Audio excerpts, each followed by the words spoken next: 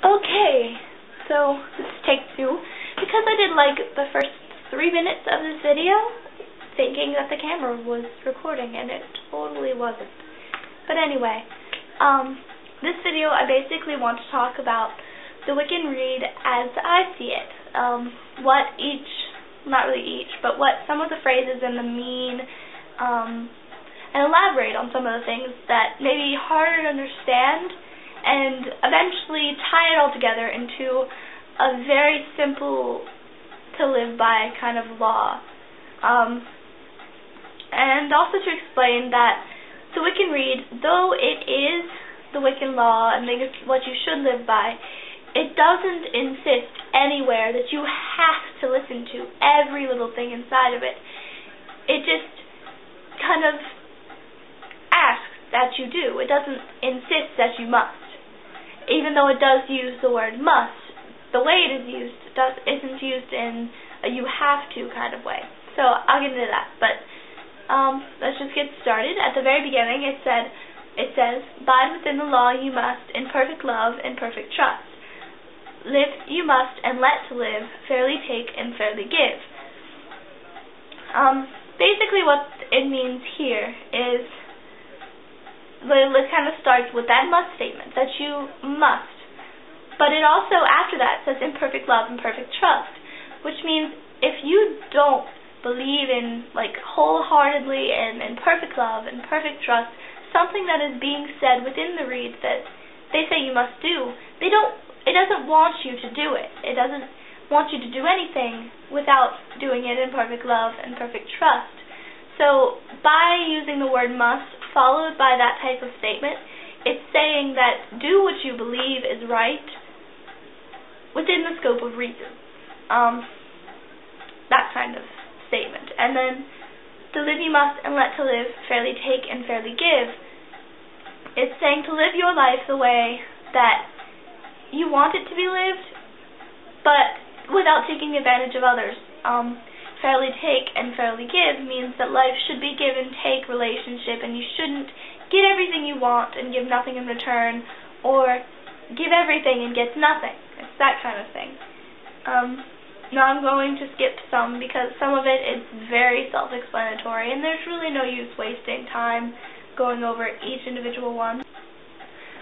Alright, so third time's the charm, maybe. Sorry for the random ringing phone, but it was my mom just making sure I'm okay, considering I've been homesick the past 2 days and stuff. But, anyway.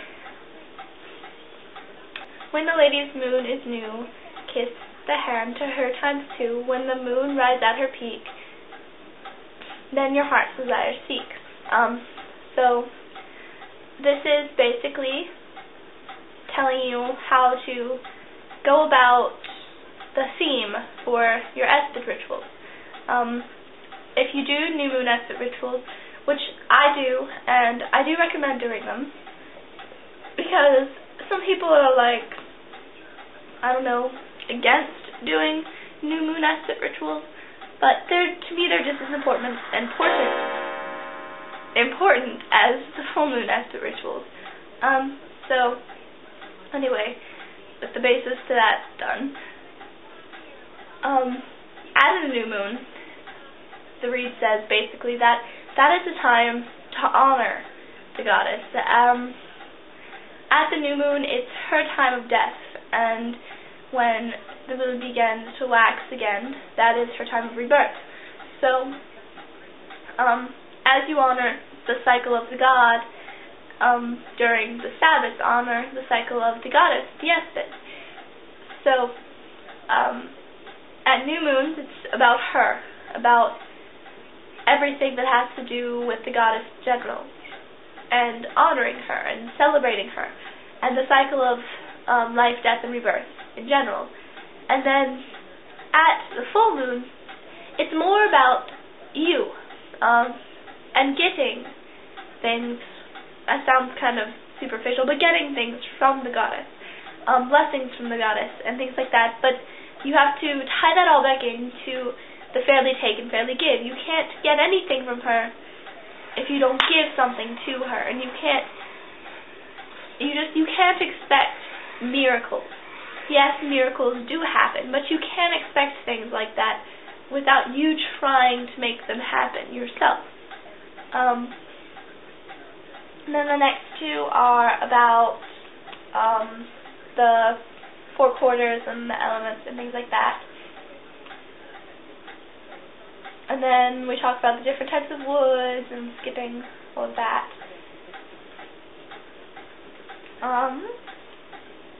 As the old year starts to wane, the new begins. It is now Samhain, when the times for Imbolc shows which watch the flowers through the snow. Yes, the Rede skips Yule. I honestly don't understand why, so if anyone has an insight into that and can tell me, that would be amazing, because I really don't know why the Rede skips, like, over Yule at the beginning. Mentions Samhain being the end of one year and the beginning of the next, so that kind of lends to Samhain being the Witch's New Year, which a lot of people consider it. I consider it to be the Witch's New Year, so I do not consider it the time for endings and beginnings. I know that seems kind of off and you wouldn't really understand why, and I understand that, but I consider Yule to be the time for ending some things and beginning others, as you'll probably have seen in my other video about my Yule ritual. And then it goes into the minor Sabbaths, and tells about Yule then. But I feel like even though it considers like the equinoxes and the solstices to be minor Sabbaths, that you can't consider them less important than the others. I just like the term minor being used, because to me they're all just as important. They're all Sabbaths, and they don't need to be separated into two distinct groups. Then it talks about the Oak King and the Holly King and things like that, like the next couple of ones. And I do use this concept, but not with those names. As you've seen in my Yule ritual, I've kind of translated it into Egyptian deities, and at some point I may do it with the Celtic kind of spin, with Celtic deities and Greek deities, things like that. But for the time being, because the Egyptian deities are the ones I know the most about mythologically, I guess that's correct grammar, mythologically, I will be using those. And then it continues.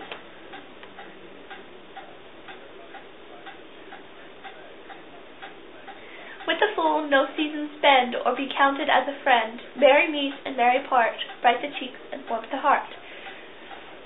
This part gives a lot of people confusion, because they're like, everyone is a fool at some point about something. And it's not saying don't be friends with stupid people. It's saying don't let your friends be stupid people. And I know that sounds mean too, but don't let your friends be ignorant to your beliefs, but don't let everyone know about your beliefs, that there are things that you need to keep to yourself.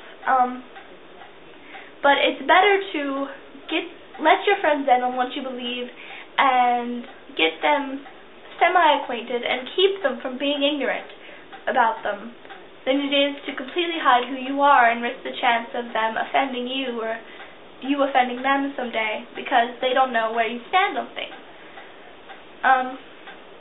Merry meet and merry part. This, I guess, is a Wiccan maxim used a lot, saying that it's good to see you, but it's also good to say goodbye.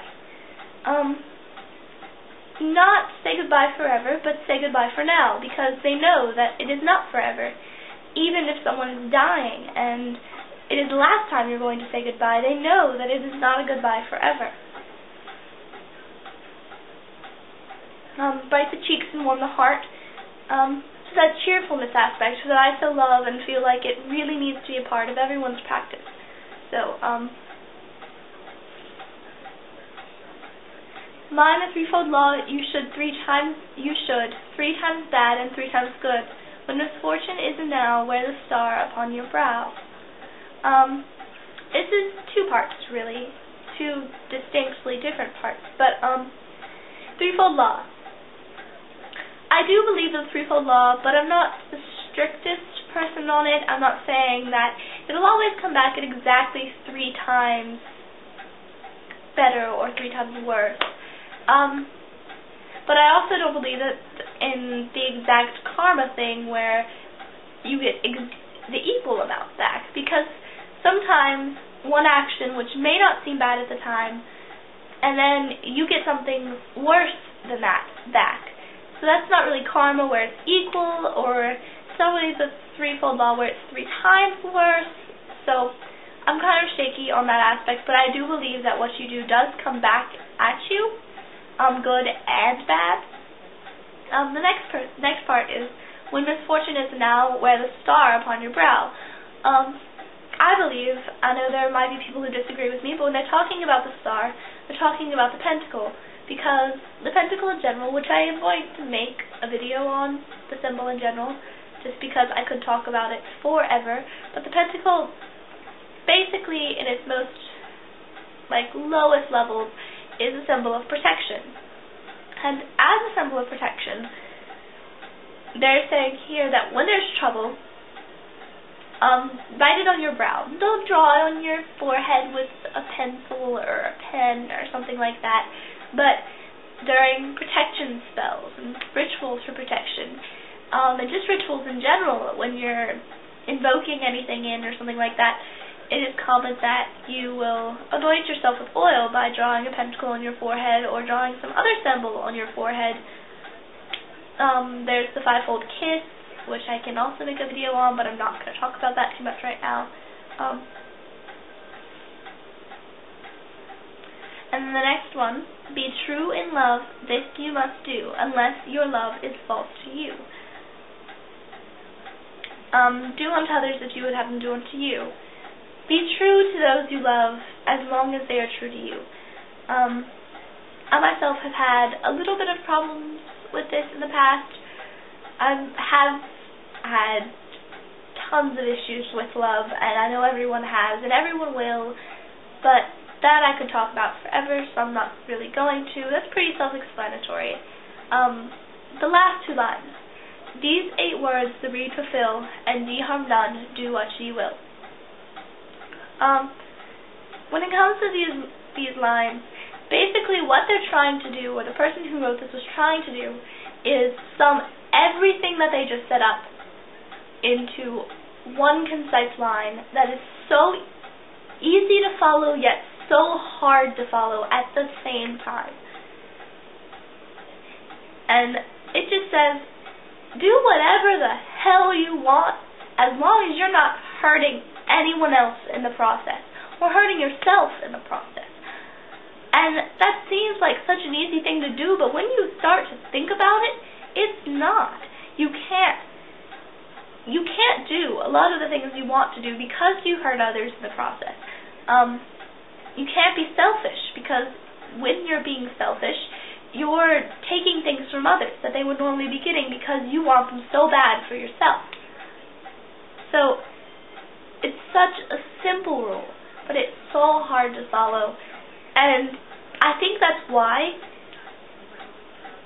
the Wiccan Rede is so, it's not really controversial, but everyone knows the Wiccan Rede, and everyone has, not everyone, but every pagan that even follows anything Wicca at all knows the Wiccan Rede, and they follow it, or they say they follow it, and then at the same time, deep down inside, they know that at some point they're going to harm someone with something they do, which is why they even mention the threefold law in the Rede, because the Rede itself was not written as a law that will always be followed, because the person who wrote it knows that it is impossible to always live your life and do everything you do without harming someone. Or else that would be the entire read, and it wouldn't have any need to talk about protecting yourself, or the threefold law, or doing things in perfect love and perfect trust, because you wouldn't have to. You would never harm anyone, and it wouldn't matter if you loved them and trusted them, things like that. So that's my favorite thing about the read, is that it's not the kind of law that says it must, one, that it must be followed, two, it's not the kind of law that says I will be followed. And I like that, because it leaves it open to not just interpretation, but also open to understanding, because the way I interpret it obviously may not be the same as people watching this video interpret it, but the read itself means a lot to me, and I know it means a lot to a lot of Wiccans. So I thought I'd make this video, and I hope that people will make comments and maybe even video responses. I don't really know what they do in a video response. Maybe give me their take on the Wiccan Rede. That would be great, because YouTube seems to be lacking on videos explaining the Wiccan Rede. Maybe I'm just missing them, but I don't know. So that's basically all for this video. Subscribe, leave a comment, video response. I love to know that my videos are being watched and that people are learning things from them. It means a lot to me. So, much love and blessed be. Mwah.